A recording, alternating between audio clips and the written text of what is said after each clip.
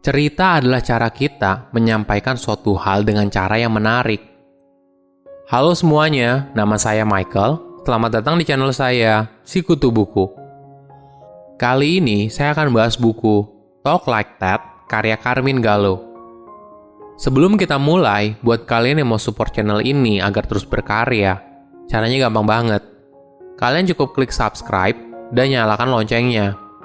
Dukungan kalian membantu banget supaya kita bisa rutin posting dan bersama-sama belajar di channel ini. Buku ini membahas soal kenapa presentasi TED Talk sangat menarik dan mampu menginspirasi jutaan orang di dunia. Bagi yang belum tahu, TED adalah akronim dari teknologi, entertainment, dan desain yang merupakan organisasi non-profit yang punya misi untuk menyebarkan ide dalam format presentasi selama 18 menit atau kurang. Gaya presentasi TED telah menjadi referensi terbaik dalam hal public speaking atau seni presentasi. Sebagai contoh, ketika Carmine pergi ke Paris dan bertemu dengan sekelompok pengusaha muda, mereka bilang kalau mereka bosan dengan pembicara gaya jadul yang menggunakan PowerPoint. Jadi, apa yang dianggap sebagai suatu hal yang baru? Bagi mereka, itu adalah gaya TED. Tentu saja ini bukan hal yang aneh. Kepopuleran TED merupakan sebuah fenomena global. Video TED Talks dapat dilihat secara gratis di internet dan telah dialihbahasakan ke lebih dari 100 bahasa di dunia. Jadi, apa rahasia sebuah TED Talk? Saya merangkumnya menjadi 3 hal menarik dari buku ini. Pertama, gunakan perasaan. Setelah mengamati lebih dari 500 TED Talk, Carmine menemukan benang merah di antara mereka semua. Salah satunya adalah bagaimana para pembicara sangat ahli dalam menggunakan perasaan. Mereka menggunakan kemampuan storytelling yang fokus pada perasaan penonton. Apakah kamu pernah dalam situasi ketika kamu harus presentasi, tapi bukan hal yang kamu sukai? Tentu saja hasilnya pasti kurang baik. Ketika kamu bercerita dengan penuh passion, maka hal itu akan menjadi fondasi awal dari sebuah presentasi yang luar biasa. Kamu tidak akan bisa menginspirasi orang lain apabila kamu sendiri tidak terinspirasi pada topik yang kamu bawakan. Pada tahun 2012, grup peneliti ingin mengetahui hal apa yang membuat seorang investor memberikan uangnya kepada sebuah startup. Dalam studinya, mereka mengobservasi bagaimana investor membuat keputusan berdasarkan presentasi selama 15 menit dari para founder startup yang sedang berusaha untuk mendapatkan pendanaan. Ternyata, salah satu faktor paling krusial dalam menentukan keputusan para investor adalah seberapa passion si pembicara saat presentasi. Menariknya, aspek ini ternyata lebih penting daripada tingkat edukasi, pengalaman, atau umur dari pengusaha itu. Teknik berbicara yang penuh persuasif ternyata bisa dilacak jejaknya ke lebih dari 2000 tahun yang lalu pada zaman Aristoteles. Pada zaman itu, dia memaparkan 3 metode persuasi, ethos, logos, dan pantos. Ethos adalah soal siapa pembicara itu, seberapa kredibel dia dalam menjelaskan topik tersebut. Aristoteles percaya kalau perilaku pembicara tidak sesuai dengan apa yang dia katakan, maka pembicara itu akan kehilangan kredibilitas, dan akhirnya berujung pada argumennya menjadi sulit diterima. Sebagai contoh, seorang dokter pasti akan lebih dipercaya jika bicara soal kesehatan daripada seorang akuntan. Kedua adalah logos atau alasan. Ketika sosok seorang pembicara sudah dipercaya, maka langkah selanjutnya yaitu memberikan alasan. Kenapa orang harus peduli dengan ide yang kamu sampaikan? Apakah hidup mereka akan jadi lebih baik? Apakah mereka akan jadi lebih kaya? Apakah mereka akan jadi lebih bahagia? Kamu harus gunakan data, bukti, statistik, riset, dan sebagainya untuk mendukung argumen yang kamu buat. Ketiga adalah pathos. Orang baru akan tergerak berdasarkan apa yang mereka rasakan. Aristoteles mengatakan kalau cara terbaik untuk menggugah perasaan seseorang adalah melalui sebuah cerita yang pada akhirnya mampu menghubungkan seseorang satu sama lain dan menciptakan hubungan emosional yang kuat.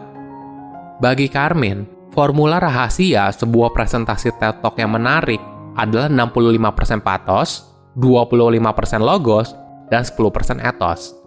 Jadi, sebuah cerita memiliki peran yang sangat penting. Kedua, sesuatu yang baru. Otak manusia suka pada suatu hal yang baru. Kita adalah makhluk yang penasaran. Itulah alasan kenapa kita suka membaca berita, untuk mengetahui apa yang sedang tren atau hal apa yang terjadi sekarang. Elemen yang tidak terduga, tidak biasa, atau unik merupakan bumbu yang sangat menarik dalam sebuah presentasi. Jadi, kamu perlu untuk memasukkan sebuah informasi baru ke dalam presentasi kamu. Sesuatu yang audiens kamu belum pernah dengar, dan kamu menyampaikannya dengan kalimat yang singkat, jelas, dan padat. Parameternya seperti ini. Jika kamu melihat wajah aha moment di audiens kamu, maka artinya kamu berhasil. Sebagai contoh, seorang penjelajah laut dalam bernama Robert Ballard memberikan argumen kenapa kita harus mengalokasikan uang lebih banyak untuk eksplorasi laut dalam. Ada 2 fakta menarik yang dia bagikan. Pertama, anggaran tahunan Badan Luar Angkasa NASA setara dengan anggaran National Oceanic and Atmospheric Administration selama 1.600 tahun.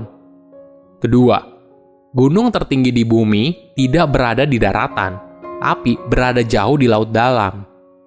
Informasi seperti ini yang mampu membuat orang memperhatikan apa yang kamu sampaikan. Selain itu, informasi ini juga mudah diingat karena menggunakan perbandingan antara satu dan lainnya.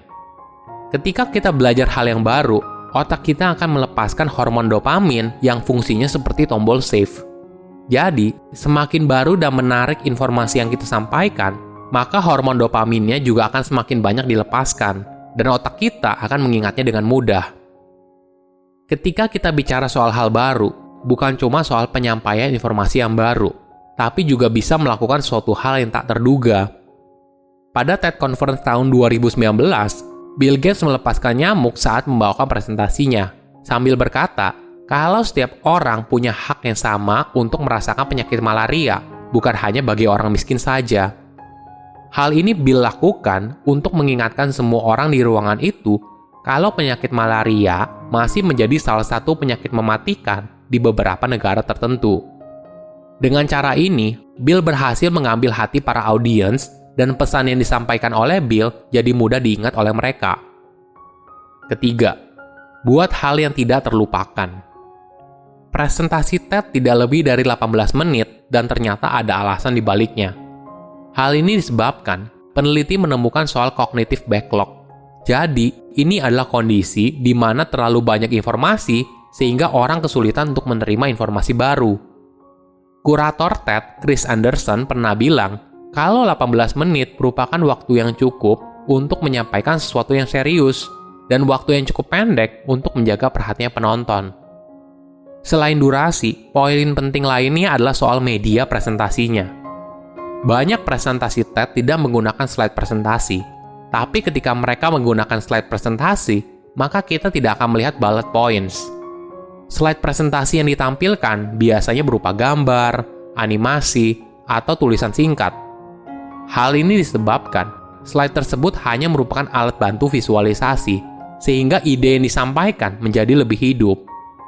Jika kamu tidak suka pakai slide presentasi, kamu bisa menggunakan kalimat deskripsi. Coba bayangkan, kamu sedang berada di pantai yang indah. Kamu sedang berjalan di atas pasir tanpa alas kaki.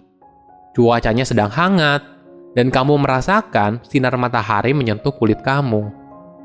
Kamu juga mencium aroma laut yang khas, lengkap dengan suara burung di pagi hari, dan riuh ombak yang menenangkan jiwamu. Itulah cara kamu untuk menarik audiens ke dalam cerita yang ingin kamu sampaikan. Terakhir yang paling penting adalah jadi dirimu sendiri. Menjadi original adalah hal yang paling penting. Audiens kamu akan sadar ketika kamu menjadi orang lain di atas panggung. Menjadi pembicara yang handal merupakan keahlian yang bisa dipelajari. Jadilah dirimu sendiri dan gunakan cerita untuk membuat sebuah presentasi jadi menarik. Silahkan komen di kolom komentar pelajaran apa yang kalian dapat ketika baca buku ini. Selain itu, komen juga mau buku apa lagi yang saya review di video berikutnya. Saya undur diri, jangan lupa subscribe channel YouTube Sikutu Buku. Bye-bye.